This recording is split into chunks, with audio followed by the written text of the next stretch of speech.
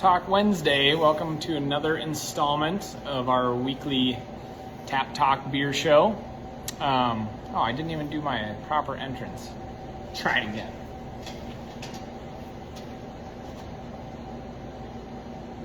Oh, hey there.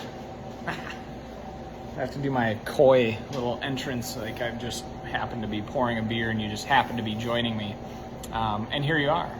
So, cheers, first of all. I've got some fun cascading nitro beer that I'm sipping on here. Yum, hitting the spot. As usual, I hope you have found yourself with a nice Wednesday evening, some point of relaxation here, and something kind of tasty that you can be sipping on, joining along as well, while we learn a little bit about some fun beers, talk about some upcoming stuff around the shop, and just generally ramble on about some fun and interesting beer business. Let's see, what do we got coming up here? Well, summer is definitely in full swing, and as much as you might think it's disgusting to say, there's not a lot of it. We gotta soak it up. We're already looking at halfway through July, and man, it goes quick. So days like this, beautiful, picture perfect out there. I hope you got a chance to get out and enjoy it and just drink it in. So here's something fun for you to drink in. Look at this. This has got to be the lightest stout you've ever seen. This is a beer that maybe brings up a point of contention, but it's fun to talk about, so you'll get to hear a little bit about it. This one is from Whole Hog Brewery, which is a kind of subsidiary of Stevens Point Brewery.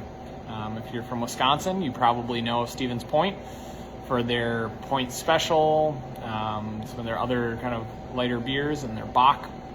But they also have this Whole Hog brand that started, probably, 15 years ago or something like that. I might be off on dates. Maybe it's more like 10 years ago. And they have been producing some interesting beers, kind of pushing boundaries of flavors, maybe ahead of some other breweries that were doing that. And one of their early beers they came out with was this JP's Casper White Stout. White Stout is a very interesting phenomenon within the beer world. It is essentially a golden ale that is designed to have some of the roasted, chocolatey kind of coffee elements of a stout, and basically play a trick on your mind, so it almost tastes like something that you'd expect to be dark but to be light colored and easy drinking. This beer is also served on nitro. So this is Casper's White Stout from Whole Hog Brewery.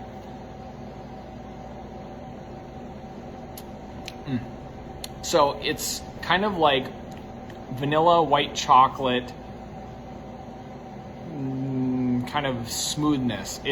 I've had some other white stouts that I would argue maybe have more of a roasted quality, some that use coffee in them to kind of achieve that.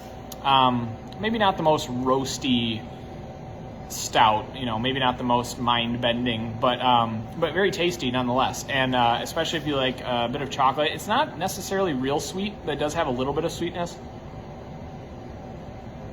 But kind of just a cool beer. And with the nitro in there, again, that smoothness, it's pretty cool and kind of a fun and interesting one. So we just tapped that this weekend, so you should be seeing that for a little while. So White Stout, give it a try. It's something different. I think you'll enjoy it. Takes a minute to pour. It's nitro, settles out, fine little bubbles. It's always fun to watch. So the next thing we've got coming up here is an event we've got going on tomorrow night with Three Sheeps Brewing. We've got our buddy Andy, who's going to be making the trip up, and I think this will probably put that in the upper crust of the number of tastings that we've done with Three Sheeps over the years. They've been one of those breweries that we connected with during our first year here. They created our first Cranberry Fest beer, and then we've had them back several times under a couple different sales reps. And Andy, who's our sales rep now, used to work for Surly as well, so he's been here in multiple capacities also. So it should be a ripping good time, and so we've got several beers on tap for them. And the one I'm highlighting right here is their Full Spectrum. It's kind of a newer beer from them. I think last year was the first year for it, and it's a fruited sour ale. So it's not super sour, but it is fruity and delicious. Yeah, this is like a sour that you can drink a pint at a time. It's got just a little bit of tanginess, but it's not over the top. It's refreshing. It's kind of like the refreshing sour. Similar to the Third Space lavender lemonade we had on recently. It's got a similar amount of tartness, more like a sweet tart. And this one's made with Cara oranges and mangoes. See a little bit of that citrus, a little tropical kind of smoothness from the mango. In addition to those beers tomorrow night, so from 5 to 7, we will also have the Three Sheeps Pills, the Three Sheeps Chaos Pattern, their hazy IPA, the Full Spectrum here, and then the Wolf, sort of a one of their big limited release beers, an Imperial Stout aged in bourbon barrels that clocks in at right around 13% alcohol. So we've kind of got we've got several of your bases covered. We've got the Pills, which is, the Sara Lee beer. Nobody doesn't like that. We've got the Chaos Pattern, a little hazy. We've got the Full Spectrum, something a little sour, and then a big badass stout as well. So that'll be a lot of fun. Andy's going to have a card game here. You can draw a card and try and win some prizes. And I think it should be a nice night out on the patio to maybe get a little hammerschlagen going. So, and then we've got a couple Three Sheeps fun things too that we'll be pulling out of the cellar. So Chuck comments tart. I don't know, Chuck. Somebody. So that is that's the lineup on Three Sheeps. So tomorrow night should be a lot of fun. And if you miss us tomorrow night, it would be a bummer. But you'll still be able to get some Three Sheeps throughout the weekend. We ordered heavy on their barrels, so we will. There'll be some to enjoy. All right, next thing in the lineup. I'm going back over. I got to keep bumping the beer fridge because I'm just still really stoked about it. I think I mentioned these before, but I don't think I gave you a synopsis. So these ones from Untitled Art, they come to us from the Madison area, and these are their Florida seltzers. So they are hard seltzers. They are not beer. I want to be very clear about that, but they are delicious, and they're much better than most seltzers, I would argue. They're still low in calorie, if that's a thing that matters to you. 116 and 120 calories. I mean, I don't want to be disrespectful, but like this, the counting the calories on the drinks is not something that I care about. But more power to you if you do. These ones are good options. The one that I have in my glass right now, and I'll top off a little bit more just so you can kind of see this. Look at that. That's a seltzer with some real fruit in it. So that's kind of the nice thing, is that these aren't the lowest calorie things, but they are definitely the most flavorful of any seltzers I've had.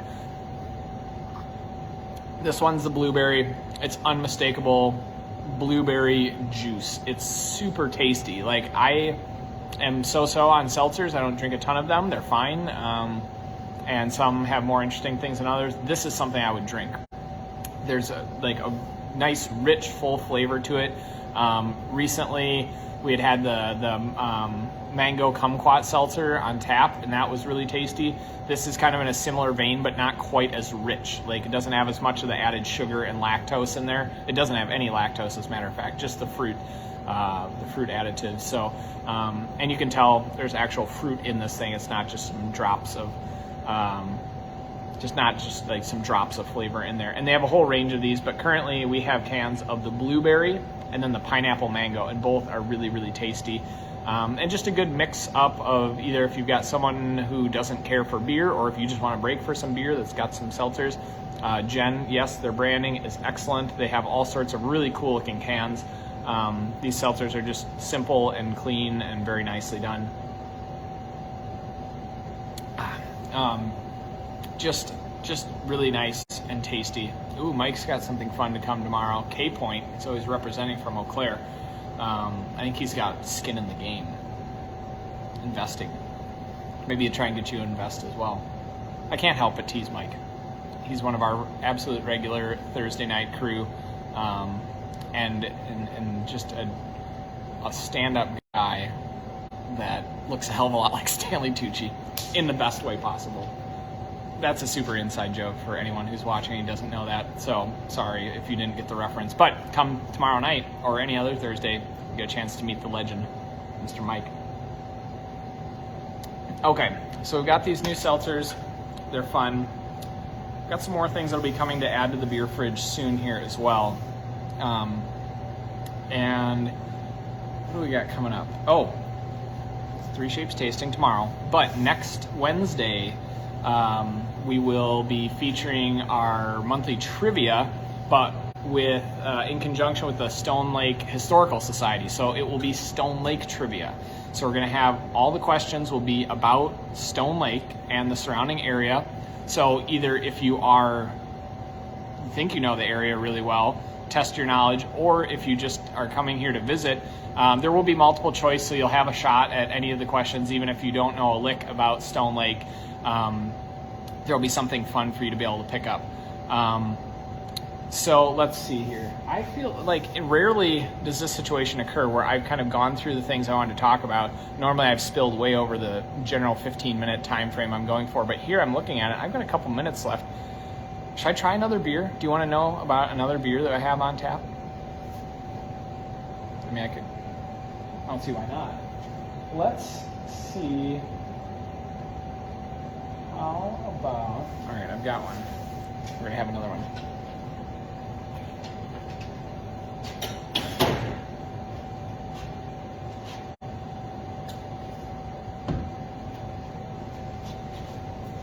Okay, bonus beer round.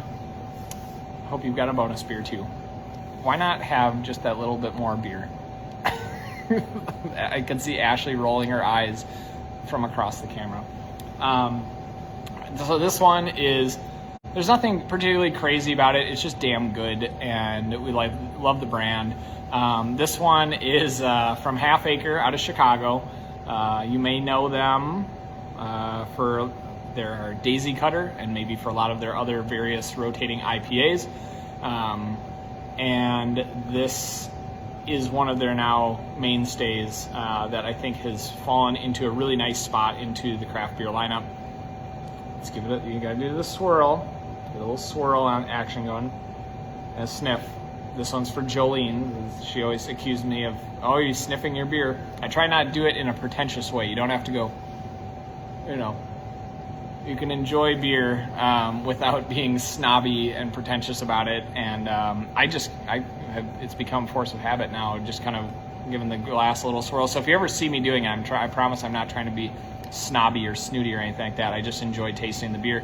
So if you get one and you give it a little swirl, it kind of gets more of the aroma to come up out of the beer. And then just give it a quick sniff. Ninja sniff. I've gotten good at doing a quick one. And then just give it a second to sit on your palate. Beer tasting notes. You weren't thinking you were going to get that tonight. So Vallejo. This is Half Acre Vallejo IPA. It's just nice. It's not a hazy IPA. It's just kind of a classic American IPA. Maybe a hint of West Coast style in there. And West Coast style meaning a focus on hops that have like a little bit more of a candied citrus like punch to them, a little bit more resin. Not super fruity, not super floral per se, but just a little bit of that citrus, a little bit of the piney kind of character, and with a decent dry finish, not a sweet hazy IPA or anything like that. This is a little bit more of what I would consider classic IPAs that were really popular about 10 years ago, and that have kind of slid into the background behind the haze craze where every brewery has put something into the market at this point. But I think this is going to be a part of the market that will grow back again. Hazies are great, love them, they're very tasty, but it's nice to have a little bit of a counterpoint. So the Half Acre Vallejo is just a really nice beer. We'll be rocking it here for a little while longer until we get some other fun stuff on tap. And Half Acre is just a cool brand. Enjoy them. And I would argue that one of the things that they do really well is that all their beers are very drinkable, which seems stupid to say, but there are some breweries that specialize in making maybe really strong or strongly flavored beers that aren't always the ones you want to have a lot of. generally a half acre is a beer that's good for a pint or two, maybe minus their big hugs, which even at 10 or 11% alcohol can be deceptively drinkable as well. So that's what I've got for tonight. Hope to see you tomorrow night for our tasting. If you can't make it in, we'll be around this weekend as well. Should be a lot of fun. Looks like nice warm weather. And next week for some Stone Lake trivia. And then don't blink, because crap, it'll be almost August already, and that just makes me bleh. Don't do that. Okay, thank you guys so much. I hope you're having a wonderful evening, and enjoy the rest of the night. Find yourself a nice bonfire maybe this evening, a good beverage or two, some good snacks and good company, and just soak up the summer as much as you can. All right, take care. We'll see you next week.